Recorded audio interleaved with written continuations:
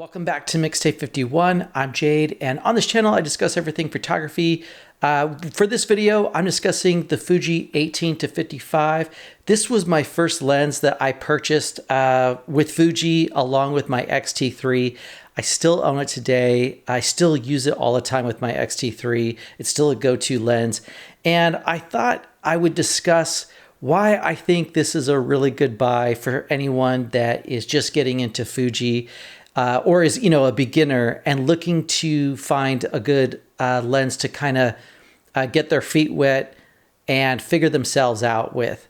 And so I'm going to discuss all the things that I really like about the lens and some of the things that aren't as good about the lens, so that way you can equate it to yourself and try and figure out if it's going to be a good fit for you. I know when I was starting photography, it was really a struggle to figure out what was going to work well. So I'm hoping that this video helps in that regard. So let me dive into it. Okay, the first thing to know about this lens is the price. It's really good right now, used. In fact, you can't get it new, which is kind of an odd thing for this video.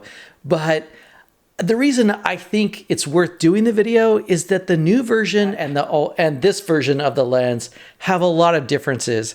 And I feel like this is still the one to buy. And you can get it at such a good price used right now. So I looked at both MPB.com and KEH's pricing. For both MPB and KEH, the range is about $230 to $380, depending on how, good a condition you want the lens. But let me go ahead and start right off with some of the features that I think are great about this lens and why I would still pick this up over the previous version.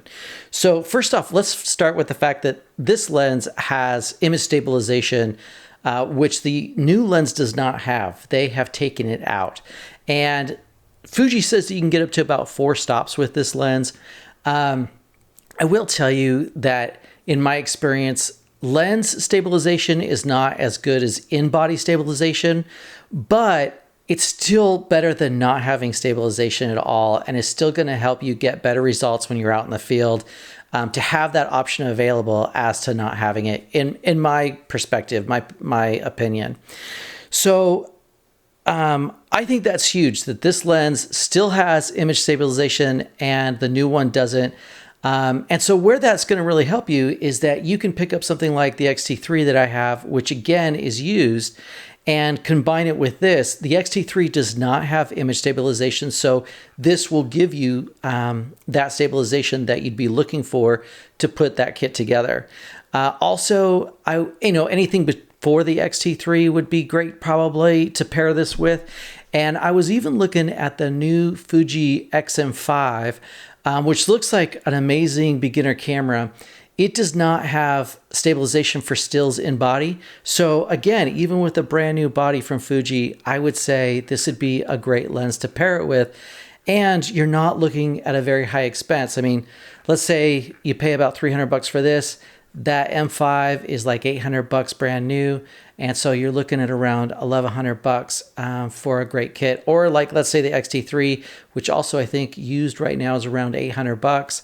And again, you're looking, around $1,100. So a great pairing. All right, let's talk about the next biggest thing that I think is a real advantage for having this lens and why I still have it today and still use it.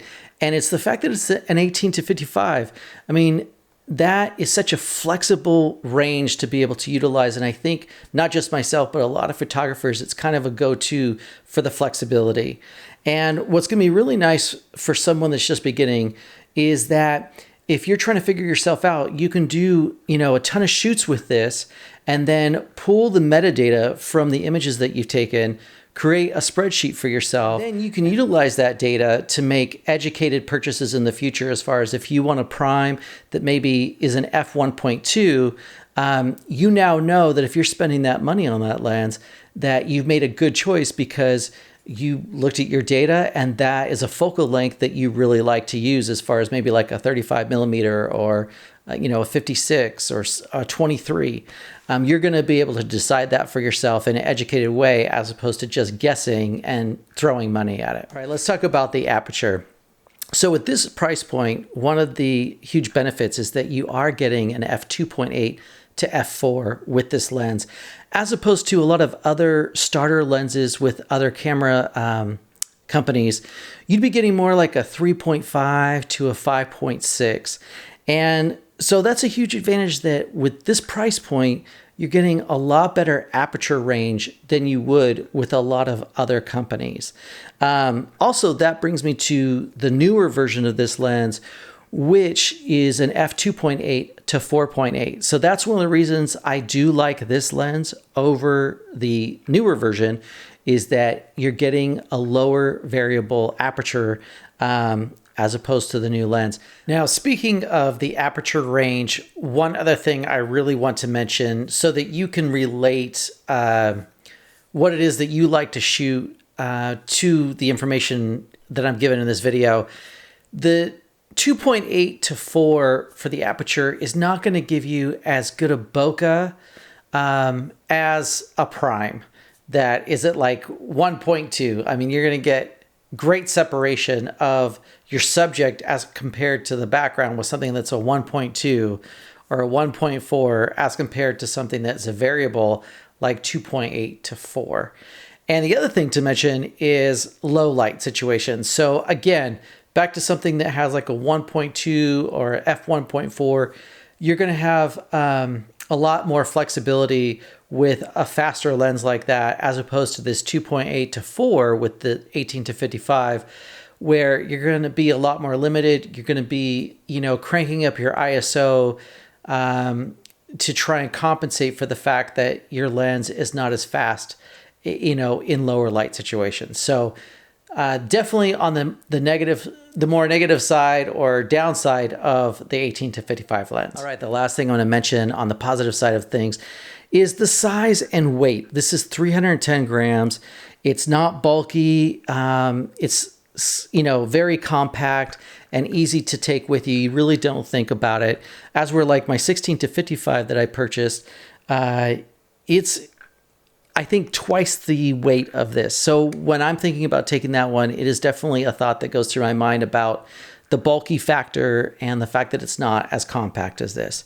I absolutely love the fact that this thing is so compact and light. All right, so I think I covered a lot of the positives and some of the negatives. The last negative that I'll mention about this lens that you want to know about to kind of relate to how you want to shoot things is the fact that it doesn't have any weather sealing. And comparing it to the new lens does have weather sealing. Unfortunately, this one does not. So you just want to keep that in mind. It's not going to be your go-to for, rain and snow. All right, so the last thing I want to bring up in this video is to discuss the newer lens cost.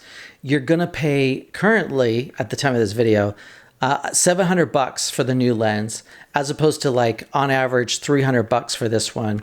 If you do buy the new lens with a body, the price goes down to $400, which I would say is a great deal. The only caveat is that you are having to purchase it with a body and not just on its own. So between the price, the aperture difference, and the fact that the new version doesn't have any image stabilization, that is the reasons I would go with this lens and picking it up used. You're getting a great deal for what it is.